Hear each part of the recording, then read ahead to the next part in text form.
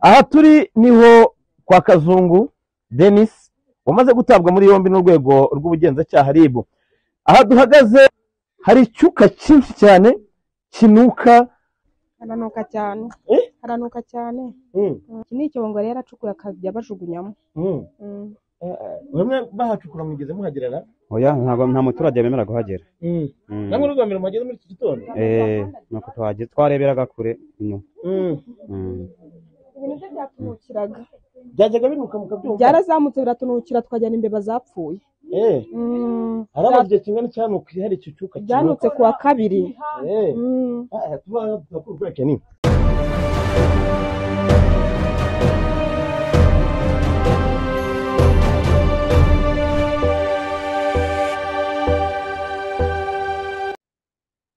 Reka nongere mbaye ikaze kuri Rwanda Nordic TV kandi ntangire mbifuriza amahoro y'Imana mwese abadukurikiye abakurikira Rwanda Nordic TV, ari nako nibutsa abatarakora subscribe kunyaruka mugakora subscribe, ari nako buri gihe muzajya mukora share kugira ngo musangize ibiganiro byacu ku bakunzi kimwe n'abataratangira kudukurikira. Murakoze. Nge muri kumwe nitwa Gatete Olivier, akaba ari ngewe mugiye kuganira muri no munsi. Uyu munsi rero ndagira ngo tugaruke kuri bantu nkora nkunda kuvuga, abantu bavuga ko ngo batavuga rumwe na leta, ariko mu by'ukuri ugiye kubareba baba muri za propagande zitumvikana, kuko ntago mu by'ukuri uhareba ntago ari abanyapolitike ngo uvuge ngo ni abanyapolitike. Ndaza kubaha urugero, ngira ngo mwabonye inkuru irimo inacicikarana cyane y'umunyarwanda wafashwe n'inzego z'ubutasi za RIB, ubu akaba ari mu maboko ya RIB, umuntu witwa Kazungu.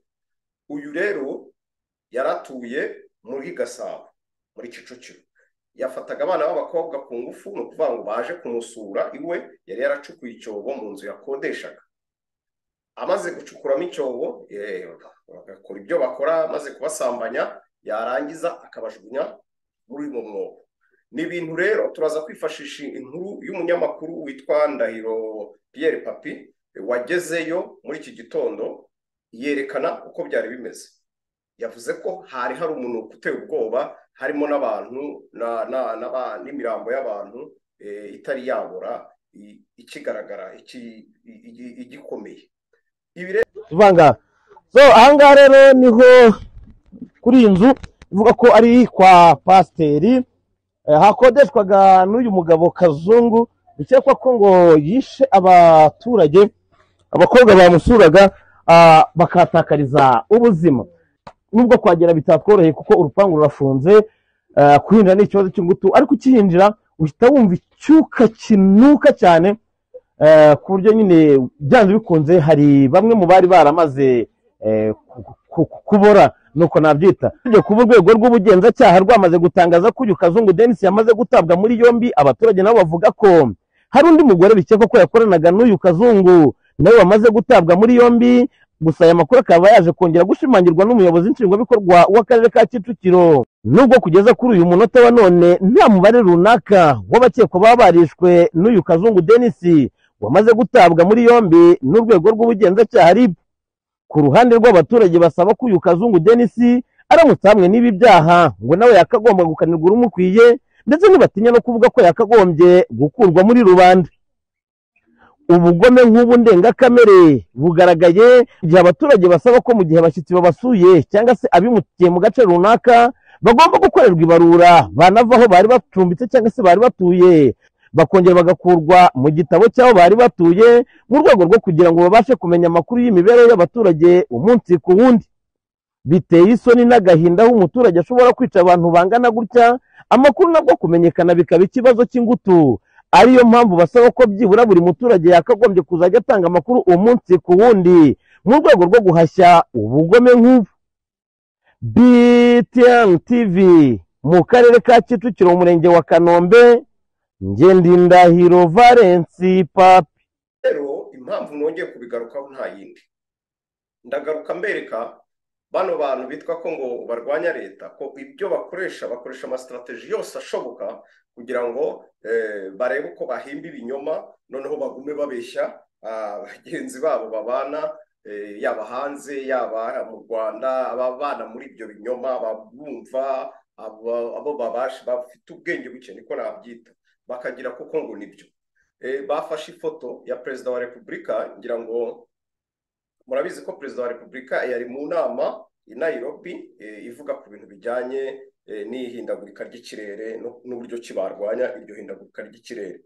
Bafashe ifoto ya perezida wa repubulika ari mu nama n'abandi baperezida, barangije bandikaho hejuru ngo perezida Paul Kagame ngo ari mu maboko y'inzego z'umutekano ngo kubera ikibazo cyo kwica abantu, ngo abanyarwanda ngo yarangiza akabajugunya mu byobo ngo Kicukiro. Munyumvire namwe, muranyumvira icyo kintu. Ibi bintu sinzi ukuntu mubyumva mwebwe, niba tubyumva kimwe, ariko aba bantu mu by'ukuri ikintu baba bagambiriye, nk'umuntu ureba kure wavuga uti ibi bimeze gute, bikorwa gute, barabikorera iki? Ariko icyo babikorera nta kindi, ni ukuvuga ngo hari abantu bafite ubujiji, ubigwaho kuri YouTube akavuga ati karabaye, atari kuzi ko ari byo koko, atari kuzi ko yafashwe, atari kuzi ko, kubera ko abantu benshi dukunda biracitse karabaye, nibyo koko perezida wa repubulika uzi ko burya ari byo urumva wo afite umugambi wo kwangisha abanyarwanda n'abandi bantu, ariko bamwe badasobanukiwe perezida wa repubulika. Ndaza kubibereka, niba ngombwa ndabereka uyu muntu uwo ari we ubikora. Ariko uyu muntu nimbabwira ngo ni umuntu ufite uburozi, ameze nk'inyamaswa ifite uburozi bwa bundi ivundereza mu bantu, nyuma y'amasegonda make bose bakaba barapfuye.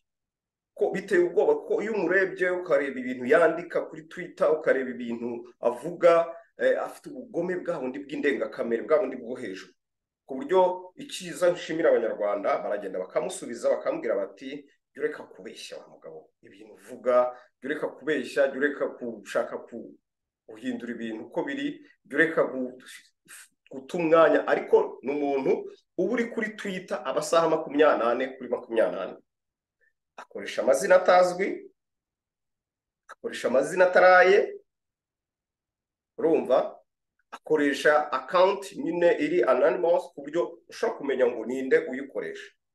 Ariko iminsi y'umujura ni 40, kandi nibaza ko iri hafi. Ubu nta wundi ni Gitifu, ndaza kumubabwira. Uyu Gitifu Sebatware ni umuntu ufite uburozi mu ntoki ze, mu mutwe n'ahandi hantu hose, ko ibyo yandika ntibisanzwe. Ariko ndaje mbareke mukurikira inkuru y'umunyamakuru Ndahiro Pierre Papi, nindangiza mbere ndanabereka n'ibyo Gitifu yakoze. Murakoze, nge mwari muri kumwe, nitwa Gatete Olivier, nkaba mbashimira cyane, nkora mbifuriza amahoro y'Imana, cyane cyane kuba dukurikira umunsi ku munsi kuri Rwanda Nordic TV. Mbibutsa abatarakora subscribe kugenda mukayikora kugira ngo mujye muryoherwa n'ibiganiro byacu bya buri munsi. Murakoze. Hano Kazungu yabaga ahagana ku isaha 1:45 za mu gitondo, ndi mu kagari ka Busanza, ni mu murenge wa Kanombe ho mu karere ka Kicukiro. Aha turi niho kwa Kazungu Denis wamaze gutabwa muri yombi n'urwego rw'ubugenzacyaha RIB. Aha duhagaze hari icyuka cyinshi cyane kinuka, haranuka cyane, haranuka cyane. Iki ni icyobo ngo rero acukuye akajya bajugunyamo. Bamwe bahacukura mugeze muhagerera? Oya, nta muturage bemera guhagera. Namwe rugambira mugeze muri iki gitondo? Nuko twareberaga kure ino. Ibintu byo byatunukiraga. Byajyaga binuka mukabyumva? Byarazamutse biratunukira, twajyana imbeba zapfuye. Harabye kingana cyanuka hari icyo cyuka. Byanutse kuwa kabiri. Tuba kurweke ni.